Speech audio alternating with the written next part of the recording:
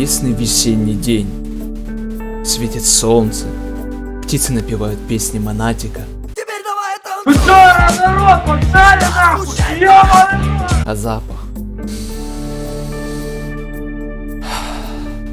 Вы чувствуете? Вдохните поглубже этот свежий аромат говна.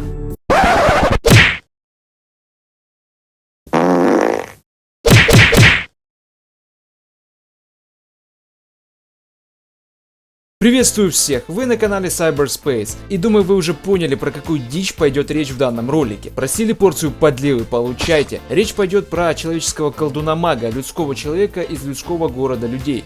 Не спрашивайте, что это значит, я сам нихуя не понял. Долбоёб.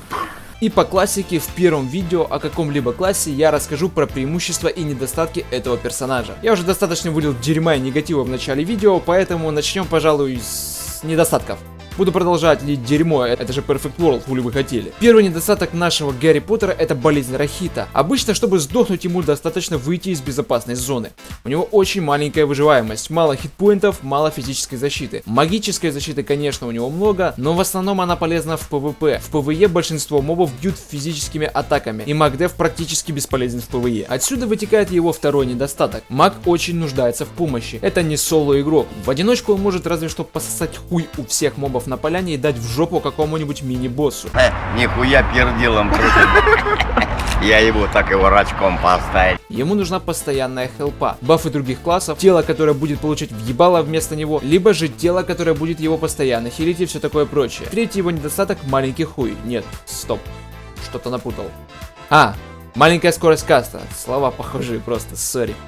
Этот колдун кастует свое колдунство очень уж медленно. Пока он докастует один скилл, я успеваю сходить посрать и подрочить в придачу. Возвращаюсь, а он еще кастует. Из-за этого ему слишком часто сбивают каст, и приходится юзать скилл по новой. А в связке с хреновой выживаемостью он становится еще более легкой добычей для монстров. Так что пока ему не собрать шмотки на каст, особо колдунством не позанимаешься. Четвертый его недостаток — отсутствие мобильности. У него нет никаких родных ускорялок. Есть только скилл «Сдвиг земли», с помощью которого он может прыгнуть вперед на внушительное расстояние. Но на этом все. Вдобавок на этот скилл еще и чи нужно. Без слова истины на Джине он медленный кусок говна. И последний, пятый его недостаток, и на мой взгляд самый серьезный, который перекрывает все предыдущие: за мага играют только геи. Ну серьезно, вы видели его стойку? Ну что это такое? Что это такое, блядь? Видно же, что скин для мага делал пидор. Нормально уважающий себя мужик не будет играть за вот этого. Теперь поговорим про его преимущества. Первое и самое очевидное — это урон. Тонны магического урона. Своими атаками маг способен выдавать поразительное количество дэмэджа. А под дебафы других классов он вообще превращается в настоящую машину для разрушений. Второе его преимущество — простота в использовании. Я назову это так. Вполне обычный набор атакующих незамысловатых скиллов. Да, во многих есть различные дополнения к обычному урону, но нет таких выкрутасов, как с комбинациями жнеца или призрака, и не надо контрить петов, как друиду и мистику. И то же самое со шмотом. Не нужно сильно заморачиваться, что-то придумывать, какой лучше одеть.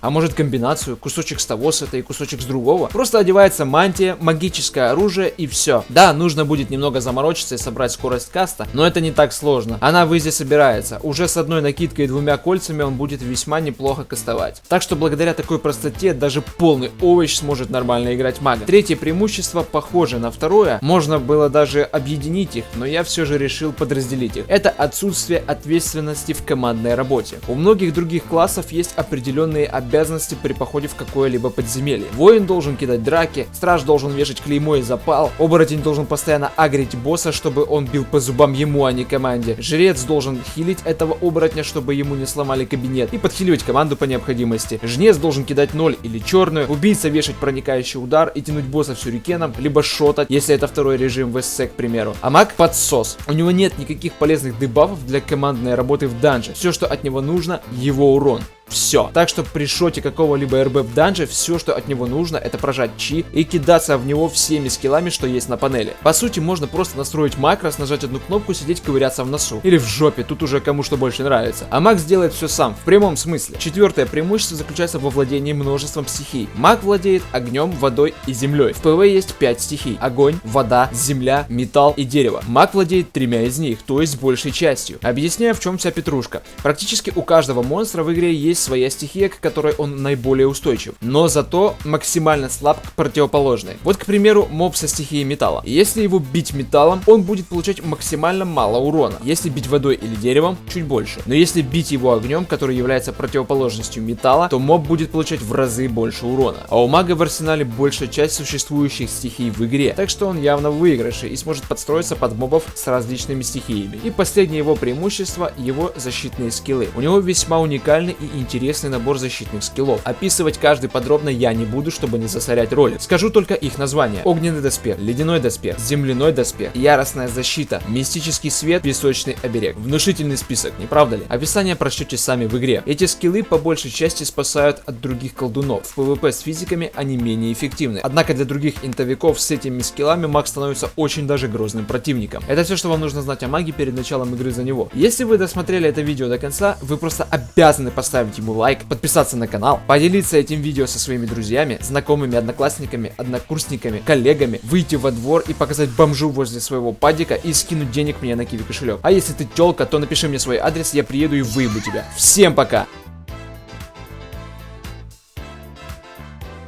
Пидор.